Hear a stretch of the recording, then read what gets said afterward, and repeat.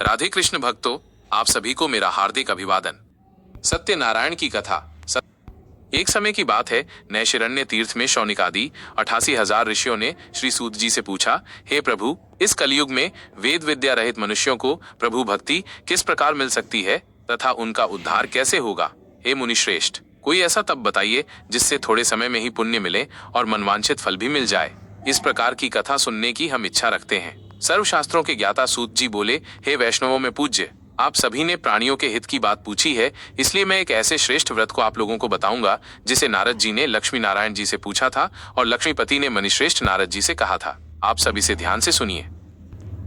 एक समय की बात है, योगीराज नारद जी दूसरों के हित की इच्छा लिए अनेकों लोकों में घूमते हुए मृत्यु लोक में आ पहुंचे। यहाँ उन्होंने अनेक योनियों में जन्मे प्रायः सभी मनुष्यों को अपने कर्मों द्वारा अनेकों दुखों से पीड़ित देखा। उनका दुख देख नारद जी सोचने लगे कि कैसा यत्न किया जाए जिसके करने से निश्चित रूप से मानव के दुखों का अंत हो जाए। इसी विचार पर मनन करते हुए वो विष्णु लोक में गए। वहां वो देवों के ईश नारायण की स्तुति करने लगे, जिनके हाथों में शंख, चक्र, गदा और पद्म थे। गले में वरमाला पहने हुए थे।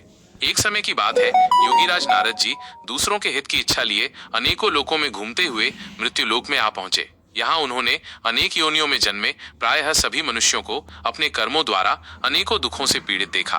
उनका दुख देख नारद जी सोचने लगे कि कैसा यत्न किया जाए जिसके करने से निश्चित रूप से मानव के दुखों का अंत हो जाए। इसी विचार पर मनन करते हुए वो विष्णु लोक में गए। इस पर नारद मुनि बोले कि मृत्यु लोक में अनेक योनियों में जन्मे मनुष्य अपने कर्मों के द्वारा अनेकों दुख से दुखी हो रहे हैं। हे नाथ, आप मुझ पर दया रखते हैं तो बताइए कि वो मनुष्य थोड़े प्रयास से ही अपने दुखों से कैसे छुटकारा पा सकते हैं। श्री हरि बोले, हे नारद, मनुष्यों की भलाई के लिए तुमने बहुत अच्छी बात पूछी है। जिसके करने से मनुष्य मोह से छूट जाता है, वो बात मैं कहता हूँ, उसे सुनो। स्वर्ग लोक व मृत्यु लोक दोनों में एक दुर्लभ उत्तम व्रत है जो पुण्य देने वाला है। आज प्रेमवश होकर मैं उसे तुमसे कहता हूँ। श्री सत्यनारायण भगवान का यह व्रत अच्छी तरह विधान पूर्वक करके मनुष्य तुरंत ही यहाँ सुख भोग कर मरने पर मोक्ष पाता है।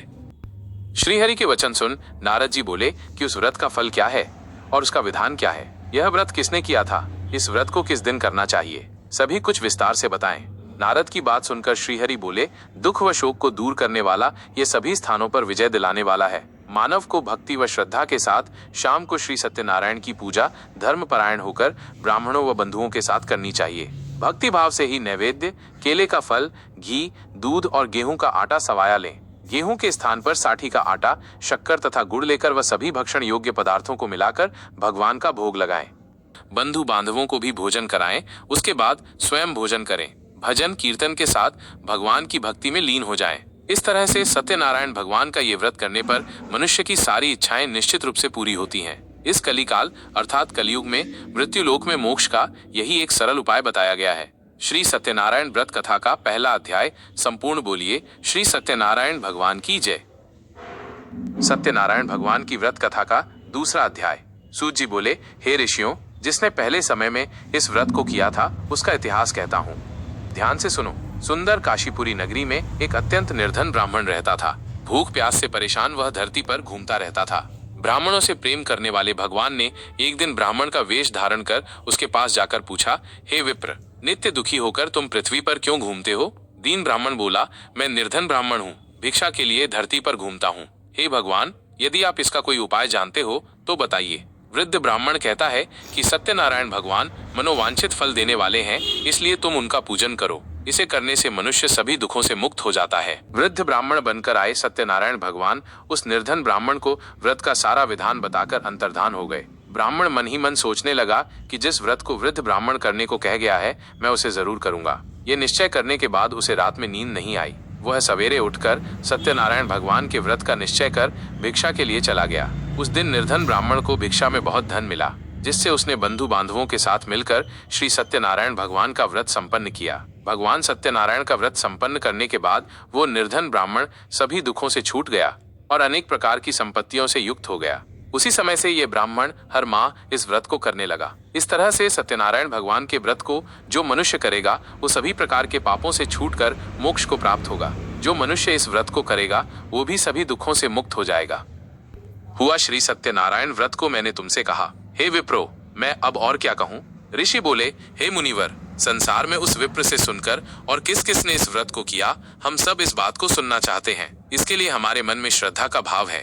सूत जी बोले, हे मुनियों, जिसने इस व्रत को किया है वे सब सुनो। एक समय वही विप्र धन व ऐश्वर्य के अनुसार अपने बंधु बांधवों के साथ इस व्रत को करने को तैयार हुआ। उसी समय एक लकड़ी बेचने वाला बूढ़ा आदमी आया और लकड़ियां बाहर रखकर अंदर ब्राह्मण के घर में गया। प्यास से दुखी वो लकड़हारा उनको व्रत करते देख विप्र को नमस्कार कर पूछने लगा कि आप ये क्या कर रहे हैं। तो उन्होंने बताया कि व्रत कर रहा हूँ तथा इसे करने से क्या फल मिलेगा, कृपया मुझे भी बताएं।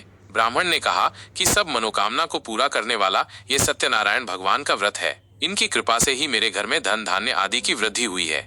विप्र से सत्यनारायण व्रत या के बारे में जानकर लकड़हारा बहुत प्रसन्न हुआ। चरणामृत लेकर वह प्रसाद खाने के बाद वो अपने घर गया। लकड़हारे ने अपने मन में संकल्प किया कि आज लकड़ी बेचने से जो धन मिलेगा उसी से श्री सत्यनारायण भगवान का उत्तम व्रत करूंगा। मन में इस विचार को ले बूढ़ा आदमी सिर पर लकड़ियां रख उस नगर में बेचने गया जहां धनी लोग ज्यादा रहते थे। उस नगर में उसे अपनी लकड़ियों का दाम पहले से 4 गुना अधिक मिलता है।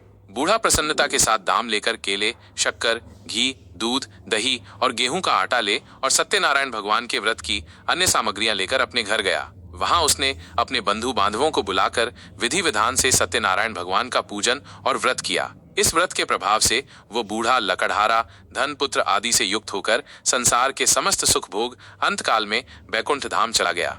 श्री सत्यनारायण व्रत कथा का दूसरा अध्याय संपूर्ण। बोलिए श्री सत्यनारायण भगवान की जय। राधे राधे।